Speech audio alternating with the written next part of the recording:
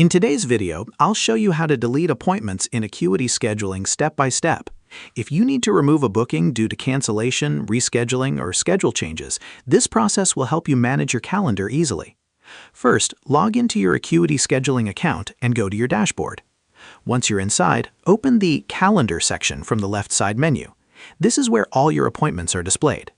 Now find the appointment you want to delete. You can browse by date or search if you have many bookings. Click on the appointment to open its details. Inside the appointment window, look for the option that says Cancel or Delete Appointment. Click it, and Acuity will ask you to confirm your action. This step helps prevent accidental deletion. Next, confirm the cancellation or deletion. Once confirmed, the appointment will be removed from your calendar, and the time slot may become available again for new bookings depending on your availability settings. If the appointment was part of a paid booking, remember that refunds are not automatically handled inside Acuity.